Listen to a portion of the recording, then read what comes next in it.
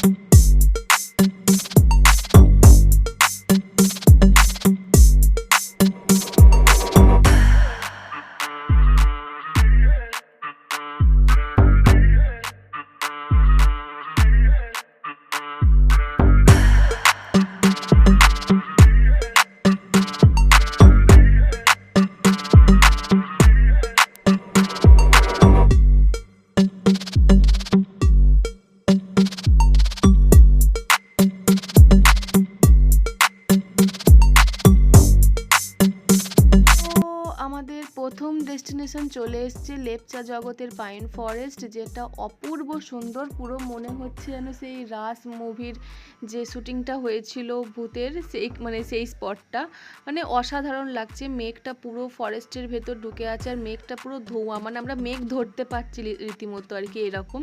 তো ভেতরটা অসম্ভব ঠান্ডা আজকে দার্জিলিংয়ের।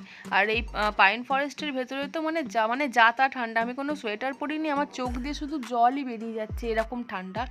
তো যাই হোক, সাংঘাতিক, চোখ নাক মুখ দিয়ে তো শুধু জল বেরিয়ে যাচ্ছে, এরকম ঠান্ডা। তো আমরা একটু ওপরটায় যাব, সবাই মিলে যাচ্ছি। আর ভেতরটার ভিউটা দারুণ দারুণ, মানে বলে বোঝানো যাচ্ছে না, মানে ফোনের ক্যামেরায় গিয়ে নিজে না ফিল করলে, না চোখে দেখলে, মানে এইসব জিনিস বোঝা যায় না, মানে এত সুন্দর। আর সবথেকে ভালো লাগছে মেঘগুলো পুরো ধোঁয়ার মতন হয়ে ভেতরে ঢুকে যাচ্ছে, মানে পুরো হাতে করে ধরতে পারছি মেঘটা, বলতে পারো।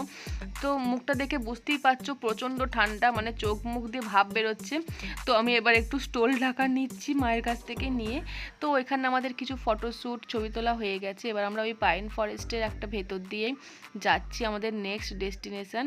আর এখানটা পুরো অন্ধকার, একটা মানে জঙ্গলের মধ্যে দিয়ে যেতে আলাদাই একটা ফিল লাগছিল, মানে ভালো বোঝা যাচ্ছে না। আমি এবার গাড়ির পেছনটায় বসেছিলাম, সবাই সামনে বসেছিল, কারণ আমার এবার টার্ন এসেছিলো গাড়ির পেছনে বসা, সবাইকার বসা হয়ে গেছিলো।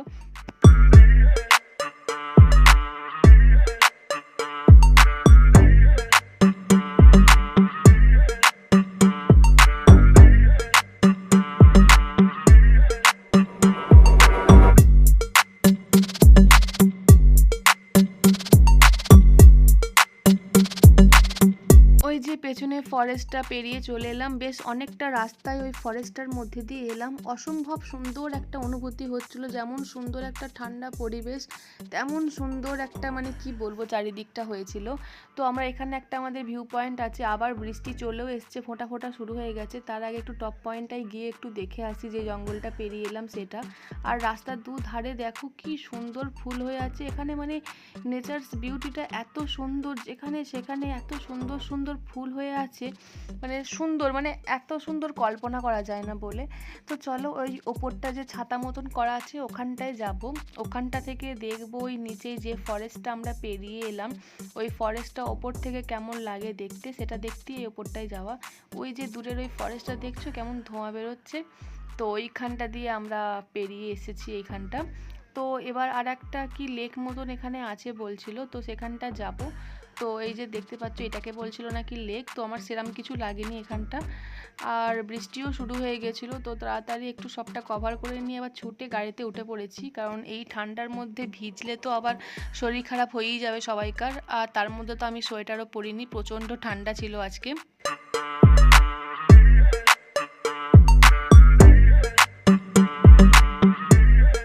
এরপর আমাদের নেক্সট ডেস্টিনেশন চলে এসেছি, যেটা হচ্ছে সীমানা বাজার। এটা হচ্ছে ভারত আর নেপালের সীমান্ত। তো এখানে একটা মার্কেট আছে খুব সুন্দর, তো এই মার্কেটটাই কভার করতে আর নেপাল দর্শন করতে মানে এখানটা আমাদের সিলেক্ট করা হয়েছিল জায়গাটা। তো যাই হোক, এবার মার্কেটটা এক্সপ্লোর করব। আর একটু খিদেও পেয়ে গেছে, একটু মোমো খাবো। প্রতিদিন একবার করে মোমো না খেলে হবে না দার্জিলিংয়ে এসেছি যখন। তো চলো এই মার্কেটটা এক্সপ্লোর করা যাক।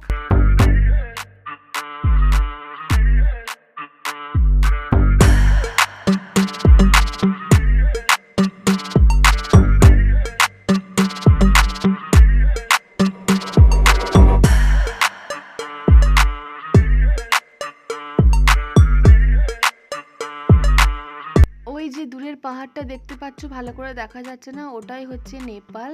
ওইখানটায় যে বাড়িগুলো দেখা যাচ্ছে আবছা, ওটাই হচ্ছে নেপাল আর এখানটা ভারত।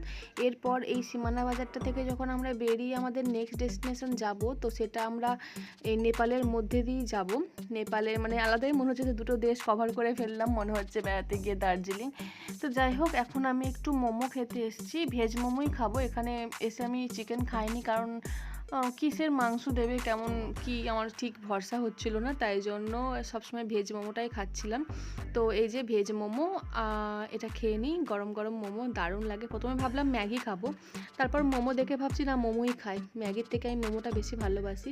এখানে সবাই শপিং করছে, তো আমরা একটু দাঁড়িয়ে জায়গাটা দেখছি।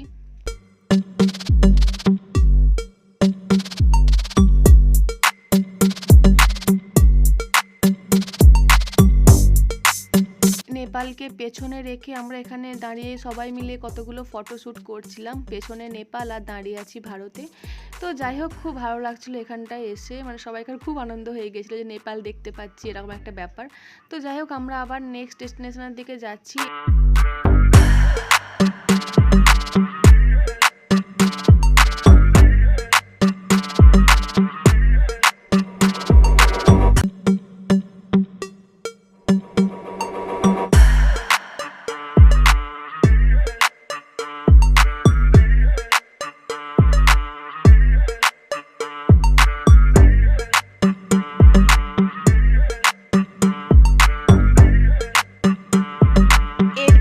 আমরা চলে এসেছি আমাদের নেক্সট ডেস্টিনেশন, যেটা হচ্ছে গোপালধারা টি গার্ডেন। তো এটা খুব সুন্দর একটা টি গার্ডেন। আর আমাদের যে ট্যুরিস্ট গাইড, যে ড্রাইভার আমাদের ছিলেন, উনি আমাদের বারবার বলেছিলেন যেন এখানে এসে আমরা যেন চাটা অবশ্যই খাই। তো আমরা শুধু চা এখানে খাইনি, আমরা এখানে চা অনেক কিনেওছি।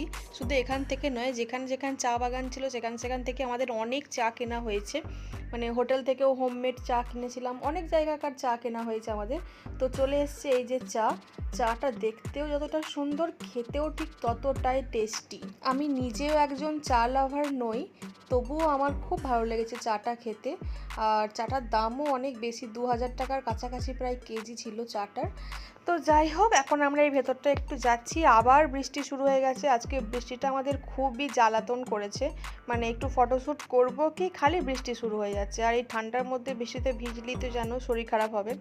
তো যাই হোক, সেখান থেকে আমরা চলে এসেছি, আবার গাড়ি স্টার্ট হয়ে গেছে। এই সুন্দর জায়গাটা দেখে একটু দাঁড়িয়ে এখানেও একটু ফটোশ্যুট করা হয়েছিল। তো তারপর আমরা চলে এসেছি মিরিকে এসে এখন আমরা লাঞ্চ করব। এটা হচ্ছে এখন মিরিকের বাজারটা, দেখতেই পাচ্ছ অনেক গাড়ি দাঁড়িয়েছে, পার্কিং প্লেসও এটা। তো এখন আমরা দুপুরের লাঞ্চটা এখানে সারবো, কারণ সেই সকালবেলা খেয়ে বেরোনো হয়েছে। আর ওই সীমানা বাজারে আমি শুধু একটু মোমো খেয়েছি, আর কেউ কিছুই সেরকম খায়নি। আর মাঝখানে চা খাওয়া হয়েছিল। তো এখানে এই যে লাঞ্চ খুবই খারাপ খেতে ছিল, মানে এর থেকে বেশি ভালো কিছু আর এখানে অপশানস ছিল না। তো যাই হোক, মাছ টাছ কী দেবে তার থেকে সবাই ডিমই নিয়েছে। সবাই মানে রান্নাগুলোও খুব খারাপ, মানে ওইসব তরকারি বাঙালি আইটেম ঠিক নয়। তো যাই হোক, ওই একটু খেয়ে নিয়ে তারপর আমরা এবার যাচ্ছি মিরিকের এই যে লেকটাতে দেখবো বলে এখানে টিকিট কেটে ঢুকতে হলো। খাওয়ার পর আমরা একটা করে আইসক্রিমও খেয়েছিলাম এই ঠান্ডার মধ্যে। তো এখানে এই জায়গাটা এখন খুবই সুন্দর, এখন এখানে একটু টাইম স্পেন্ড করব। অনেক বসার জায়গাও আছে লেকের ধারে। তো এখানে একটু বসে থাকবো এখন। তারপর আমাদের ট্রেন আছে সন্ধ্যে 8:30টায়। তারপর এখান থেকে মোটামুটি 5টার মধ্যে বেরিয়ে যাব, তাহলেই আমরা ট্রেনের টাইম অনুযায়ী ঠিকই পৌঁছে যাব স্টেশনে। তো তার আগে এখানে একটু ফটোশ্যুট করে নিচ্ছি, লাস্ট ফটোশ্যুট দার্জিলিংয়ে। খুবই সুন্দর এই জায়গাটা, লেকটা ভালো লাগছে, লেকের মধ্যে অনেক সিতারা ঘুরে বেড়াচ্ছে, চেপেছে অনেকজন আছে, এখানে গান হচ্ছে। তারপর চারিদিকে অনেক ফুল বাগান, আর ওই যে দূরে দেখতে পাচ্ছ এগুলো পরপর সব রেস্টুরেন্ট। আর এই যে দেখতে পাচ্ছ কত বোট চলছে, সিতারা চলছে, আর এখানে ধারে ধারে লেকটার ধারে পুরো বসার জায়গা। আর অসম্ভব ঠান্ডা, যেহেতু লেক আবার মানে প্রচণ্ড ঠান্ডা, তার উপর আবার মেঘ করেছে, বৃষ্টি হচ্ছে হালকা হালকা মাঝে মাঝে, তো প্রচণ্ড ঠান্ডা। লেকের ধারে তো মানে অসম্ভব, বলার কথা নয়। এই দেখো সিতারা, এই সিতারাগুলোতে আবার গান হচ্ছে। তো পুরো সেই কাশ্মীর কাশ্মীর একটা ফিলিংস লাগছিল। তো তারপর আমরা সেখান থেকে এবার বেরিয়ে গেছি, অনেকটাই চলে এসেছি। এবার মানে সমতলে নেমে যাব, পাহাড়ের শেষ পর্যায়ে এখন। তো শেষ পর্যায়ে এসে এখন আমরা একটা নদী দেখতে পেয়েছি, মানে কিছুটা নদী বলতে পারো, পুরোপুরি জলও নেই নদীটায়, দেখতেই পাচ্ছ একদম শুকনো হয়ে আছে। তো যাই হোক, পাহাড়ে এসে পাহাড়ি নদী একটা দেখলাম। আমি পাহাড়ি নদীর যে সৌন্দর্য হয় দেখেছিলাম সেটা হিমাচল প্রদেশে গিয়ে, সিমলা মানালিতে। গোটা মানালিটা জুড়ে নদীটা ছিল, আর এত সুন্দর, অত সুন্দর নদী কোথাও দেখিনি। তো যাই হোক, এই ছিল আমার দার্জিলিংয়ের শেষ ব্লগ। কেমন লাগলো তোমরা কিন্তু অবশ্যই কমেন্টের মধ্যে